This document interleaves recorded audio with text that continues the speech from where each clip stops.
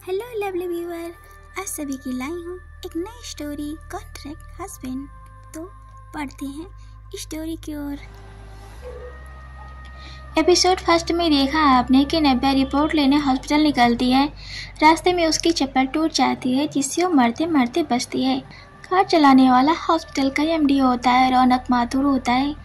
नव्या के ऊपर नोटों की गड्डी फेंक के मारता है। उसके बाद हॉस्पिटल में नव्या की उससे फिर से मुलाकात होती है। वहाँ वो नव्या की माँ का रिपोर्ट फाड़ के उड़ा देता है। जब नव्या रौनक के पास जाती है दूसरी रिपोर्ट लेने, तो रौनक नव्या को किस कर लेता है। नव्या घर पर आती है। कहानी आगे सुनो। नव्या की माँ रिपोर्ट देख के चौंक जाती है। उन्हें ब्रेन ट्यूमर है। वो ज़मीन पर गिर जाती हैं। वो सोचने लगती हैं मेरी बेटी का क्या होगा। वो धीरे धीरे नव्या के रूम में जाती हैं और नव्या से बोलती हैं चलो हम बाहर चलते हैं। इतना बोल के वो नीचे आ जाती हैं। नव्या की माँ ने कुछ पैसे जमा करके रखे थे नव्या की शादी के लिए, तो उसे बैंक में जमा करने के लिए ले लेती हैं। नव्या नीचे आती, माँ आप रेडी हो गई?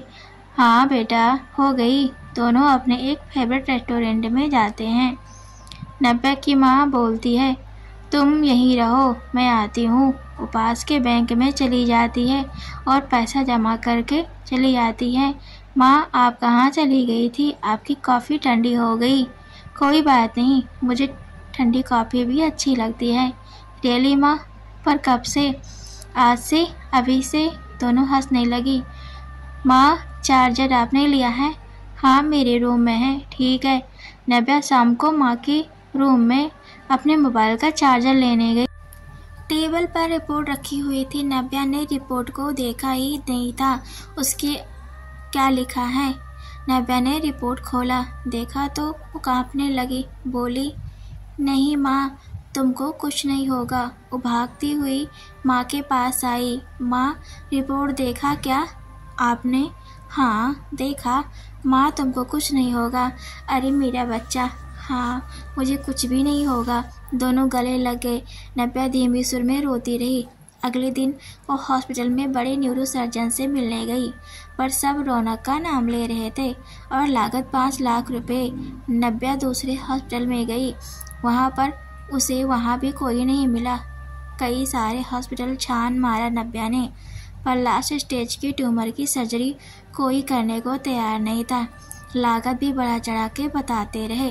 नव्या रोते हुए घर वापस आ रही थी। उसे आदमी मिला।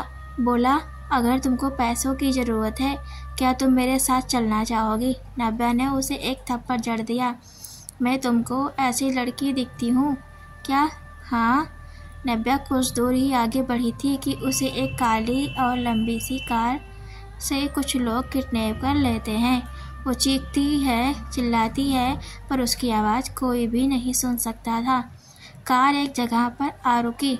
उन लोगों ने नव्या के हाथ बांध दिए थे और मुंह पे टेप लगा दिया था।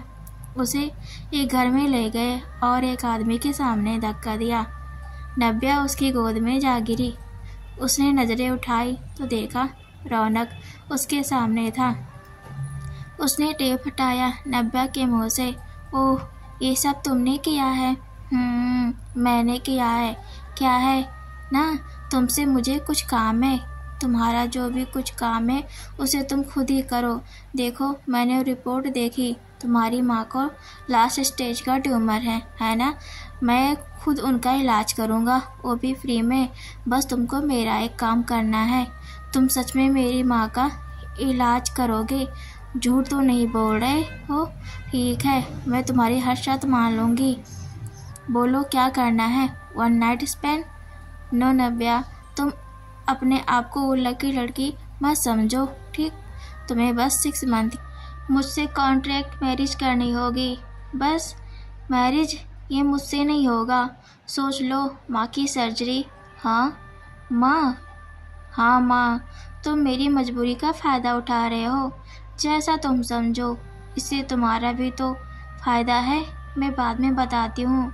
नव्या पूरी रात सो नहीं पाई। उसे समझ में नहीं आ रहा था कि क्या करे।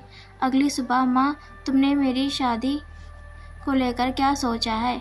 इतनी सुबह सुबह बस यही पूछना था। बोलो ना माँ, मेरे सपने बहुत हैं। तेरी शादी को लेकर एक अच्छा सा लड़का देखकर तेरी शादी धूमधाम से करके चैन से मरना चाहती हूँ।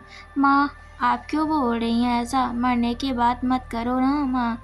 बेटा, सबको एक ना एक दिन जाना ही है। नहीं माँ, आप हमेशा मेरे पास रहना। अच्छा ठीक, तो अपना मोबाइल मेरे पास भूल गई थी। वैसे लड़का तो काफ़ी हैंडसम है। माँ, आपने मेरा मोबाइल चेक किया है? तेरी माँ हूँ, नहीं कर सकती हूँ क्या? अभी तो शादी की बात कर रही है।